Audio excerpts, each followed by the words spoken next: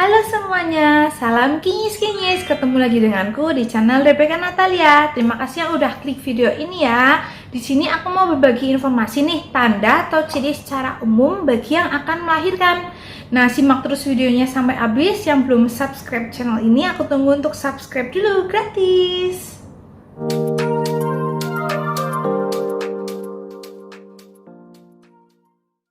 Aku mau kasih tahu ciri atau tanda secara umum moms yang akan melahirkan agar kalian nggak panik dan juga siap-siap udah langsung ke rumah sakit atau puskesmas untuk melahirkan. Oke, dari yang pertama nih ya.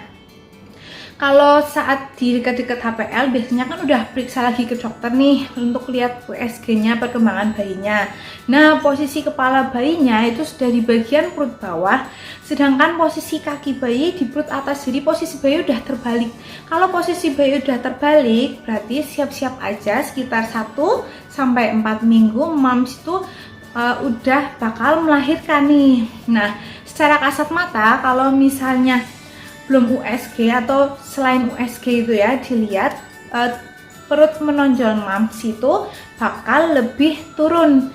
Jadi perut menonjolnya tuh lebih di bagian bawah alias lebih merosot gitu ya, posisi bayinya udah lebih di bawah atau dekat panggul. Nah, kemudian karena posisi bayi itu sudah lebih di bagian bawah atau dekat panggul, moms itu jadi lebih lega untuk bernafas, lebih mudah. Karena apa? Nggak ada yang menekan di bagian diafragma. Diafragma itu antara dada dan perut ya. Itu kalau misalnya bayinya sedang berkembang, itu kan bisa menekan diafragma juga itu di area janinnya. Karena ini posisinya udah di bawah, jadi moms lebih mudah untuk bernafas gitu, nggak cepet ngos-ngosan lagi. Tapi juga di sini karena dia lebih posisinya di bawah, lebih menekan kantung kemih, sehingga mungkin di akhir-akhir minggu akan melahirkan, moms itu akan lebih sering kencing ya untuk ke kamar mandi bolak-balik. Tapi nggak apa-apa, itu normal aja. Jika kandungannya sudah dekat HPL, biasanya sebagian moms itu ada yang mengalami kram perut ataupun nyeri punggung nih. Biasanya itu lebih terasa, lebih sakit, intensitasnya tuh lebih sering tapi nggak teratur ya, jadi muncul hilang kayak gitu. Nah, itu tuh katanya disebabkan oleh otot dan sendi yang sedang meregang untuk mempersiapkan jalan lahir bagi si bayi. Nah, kenapa sendi, otot ataupun ligamen ini bisa merenggang atau melebar? Ini disebabkan oleh hormon relaksin. Aku baca di artikel kesehatan, hormon relaksin itu salah satunya berfungsi untuk mempersiapkan jalan lahir dengan membuka panggul si ibu. Jadi semuanya itu pada dilonggarkan gitulah bagian panggulnya. Dan juga tapi ada efek sampingnya, selain melebarkan panggul ataupun melonggarkan sendi ligamen gitu ya, dia juga berefek pada saluran pencernaan. Jadi itu bisa moms itu kalau dekat-dekat akan melahirkan itu sering diare ataupun mulas, ingin buang air besar rasanya ya, bolak-balik kok ingin kamar mandi, kadang keluar kadang enggak, kadang diare malah gitu ya. Itu tanda normal ya, jadi moms harus siap-siap karena akan segera melahirkan. Selanjutnya nih juga bisa muncul kontraksi, ini kontraksi asli ya, dimana yang tadinya intensitasnya itu sebentar-sebentar, terus jarak waktunya lama, tuh lama-lama pola yang makin sering dan juga makin teratur. Jadinya tuh kayak ini pengalamanku banget ya, tadinya aku kira tuh kontraksi palsu kan, Braxton Hicks gitulah ya. Kalau kontraksi palsu itu kan kayak kram perut tapi habis itu hilang, udah nyerinya tuh sama intensitasnya. Tapi ini kalau misalnya pagi nih nyerinya tuh ringan, terus rasanya mulas, aduh, tapi ke kamar mandi nggak buang air, nggak bisa buang air, ya udah habis itu hilang. Tapi nanti kok muncul lagi beberapa jam, habis beberapa jam muncul, lama-lama tuh memendek dari 1 jam per 1 jam muncul, 30 menit muncul, 15 menit muncul, nanti lama-lama per 10 menit munculnya agak lama, nanti sakit lagi 5 menit, nanti 3 menit hilang, habis 3 menit hilang, terus sakitnya lebih lama 10 menit, habis itu bisa sakitnya akan bakal menetap gitu. Nah, itu namanya kontraksi yang dengan pola teratur. Nah, itu berarti tanda akan melahirkan, kalian harus segera ke rumah sakit atau ke puskesmas. Nah, Terus selain kontraksi nih ditandai dengan keluarnya lendir ya, cairan gitu, tapi lebih kental daripada keputihan. Pasti Mams pernah lah ya tahu yang namanya keputihan gimana.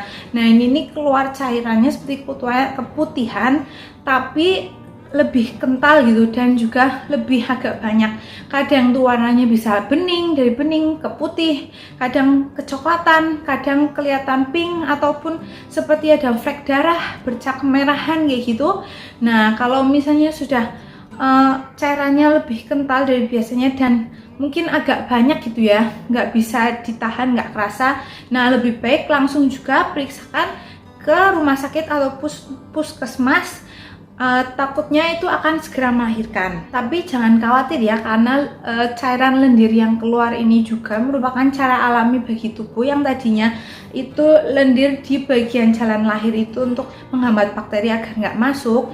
Ini berarti sudah untuk menemui jalan keluar. Nah jadinya lendirnya itu keluar gitu untuk mempersiapkan jalan lahir. Terus saat udah ke rumah sakit nih atau ke bidan itu, saat dilihat pembukaan jalan lahirnya, wah ini sudah melebar nih, leher rahimnya sepertinya sudah terbuka menipis. Nah di situ nanti dokter atau bidan akan ngasih tahu pembukaan 1, 2, 3 atau 4 atau 5 lah ya, maksimal itu 10. Itu biasanya itu maksudnya yaitu pembukaan 3 itu 3 cm, 4 cm, pokoknya 1 sampai 10 tuh pembukaan maksimal. Kalau udah 10 cm berarti itu udah akan siap untuk melahirkan. Biasanya untuk pembukaan per 1 cm itu akan membukanya tiap 1 jam. Ini kayak pas pengalamanku yang pertama melahirkan ya, itu aku pas ke rumah sakit kan pembukaannya 3, terus mau sampai pembukaan 10 itu aku tunggu 7 jam. Jadinya pas banget ya, tiap 1 jam itu buka 1 cm gitu ya secara umum.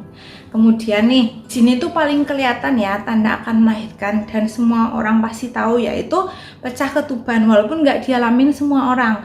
Kalau kayak aku aja nih, aku tuh nggak ada pecah ketuban ya, tapi adanya kontraksi dengan pola yang teratur. Pas tuh sih ternyata aku pernah keluar lendir gitu ya, tapi aku nggak begitu ngeh gitu sebelumnya ya.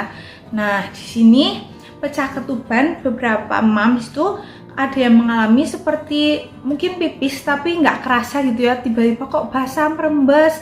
Nah cairannya itu biasanya tuh air ketubannya tuh bening dan dia itu encernya seperti air biasa lah, merembes pelan. Tapi kalau udah pelan bisa lama-lama makin banyak atau makin cepat. Nah kalau sudah ada tanda-tanda seperti pecah ketuban itu, airnya merembes nggak kerasa, lebih baik kalian langsung ke puskesmas atau ke dokter. Karena jika kehabisan air ketuban nih, terlalu banyak yang keluar air ketubannya, nyawa bayi juga bisa terancam, ataupun bayinya tuh bisa keracunan air ketuban dan bisa terkena infeksi. Karena air ketuban itu sebenarnya merupakan cairan pelindung ya, untuk melindungi bayi itu di dalam rahim maupun saat akan dilahirkan gitu. Moms pastinya juga untuk ada tanda-tanda melahirkan gini kan takut dan cemas ya, seperti aku juga gitu. Pas awal aduh mau melahirkan udah pembukaan 3 nih gitu, aduh udah cemas takut gimana ya, kan maklum pertama. Tapi ada tips agar mengurangi cemas dan takut saat melahirkan nih, menunggu pembukaan akan melahirkan, yaitu harus deep breath, yaitu nafas dengan teratur, tarik nafas yang dalam terus keluarkan pelan-pelan. Selain itu juga harus sedia minum cukup air putih, sedia di situ, ataupun teh hangat, karena menunggu pembukaan itu sakit ya. Menunggu pembukaan tuh sakitnya luar biasa, makin gede pembukaannya itu sakitnya tuh makin kerasa ya. Jadinya di situ tuh harus kuat, harus mengumpulkan energi, bisa sedia coklat ataupun sediakan teh hangat, minum air putih yang cukup, di situ harus sediakan air putih. Terus juga bisa dibantu oleh Pak suami, suruh pijat punggung bagian bawah ataupun sekitar panggul atau tulang ekor gitu ya, agar lebih rileks lagi, mengurangi takut dan cemas. Selain itu juga bisa dengan mendengarkan musik kesukaan. Dan kalau saranku, kalau masih di bawah pembukaan 6, yaitu pembukaan 1 sampai 5, moms tuh bisa jalan-jalan di sekitar kamar situlah untuk mengurangi sakitnya Kalau masih kuat jalan, lebih baik jalan pelan kayak gitu ya, dengan memikirkan hal-hal yang indah begitu untuk mengurangi takut dan kecemasan.